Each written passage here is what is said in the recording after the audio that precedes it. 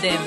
This na message from the Environment Protection Agency, EPA. NDC na National Climate Action Plan, where a country they puts forward for address climate change issues na a country.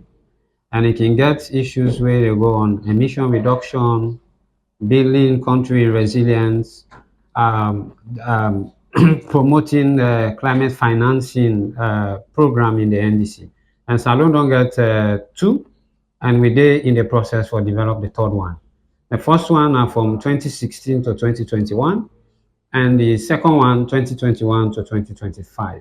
And a requirement on the Paris Agreement for making with the successively they review the NDCs and then come up with new targets or build on the old one. So what is set standard, as I say initially, one requirement under Article 4 of the Paris Climate Agreement required every country for do one.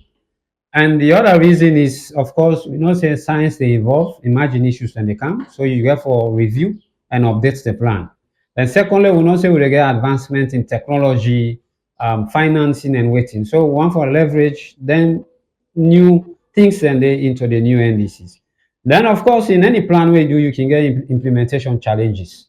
And so some of the implementation challenges and they will review, we update, and we'll able for create. Then above all, we know say Salon don't develop a new national development plan where they run up to 2030. So we want to align this NDC to that particular plan. So then 4 reasons there, plus the Paris requirements necessary for make we review this generation of NDCs. When we want for develop the NDC, we will come up with, I think, 8 work packages then. One, for make it set up a realistic greenhouse gas reduction, then you get for undertake what they call a national greenhouse gas inventory, where they take all sectors in society where they under IPCC guidelines. We get for do what they call vulnerability assessment of various sector. We they do what they call finance gap analysis, because we see and be a challenge for implement the NDC 2.0. Then of course gender, we know say we don't get the GIVE Act, and at the international stage and they promote women's empowerment and gender. So we want to see how we will incorporate that into. So that study they go. Then we also they do cost benefit analysis. Say for instance, if we want to come up with a mitigation action or an adaptation action, they look say if we invest in this particular action, waiting will be the benefits and waiting will be the cost to the country. And of course, technology needs assessment. We they look at waiting at the available technology where they and waiting at the technology we will need for make we advance the actions and they into. Then of course, capacity building, capacity strengthening, institutional strengthening. Now also now most of them studies and they take part. But as we talk, we get various enabling activities where through UNEP what they do, like the BTR, the EPA for developer to they call the greenhouse gas inventory, and they give you a stock assessment of the NDC tracking, and they do some vulnerability assessment for we.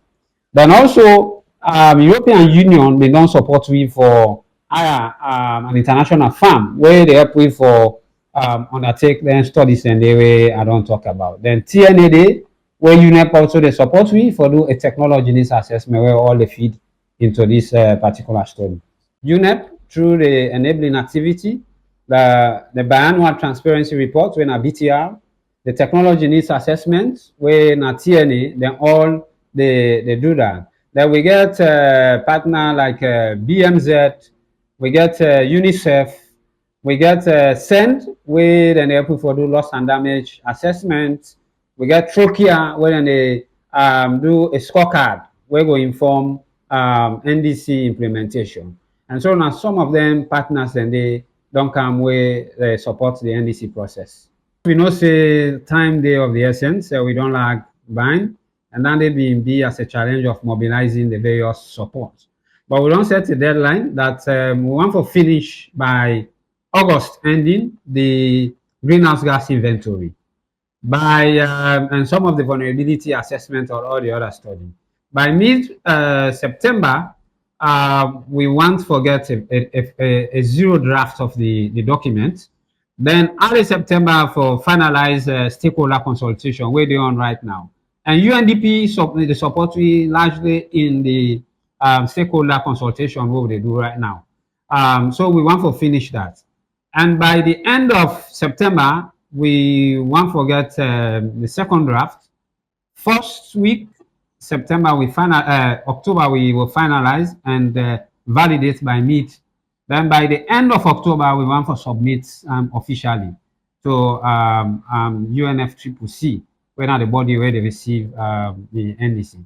Then in the COP30, now Brazil, we want to go officially launch with NDC to development partners and other stakeholders. NDC, as I said, a national action plan, but NDC can also be a country investment plan for advanced climate action. Because now within there, you get to do budgeting, you get to come up with programs, you get to come up with project ideas, and we get for the day. And now I think the new model where they go now, most of the international climate financing there, then reference points are NDCs. And so if you get a very good NDC, you're able to leverage a lot of resources. And this NDC, I will not want to make them see and say it is an environment team. It is because it is a whole of government and a whole of country approach. So we want everybody to come on board. Because most of the program we do, get for address agricultural needs, you get for address energy needs, you get for address water, you get for address gender, you get for address education, you get for address youth, as the list go on. So we need everybody for put. So now I make the consultation what they do.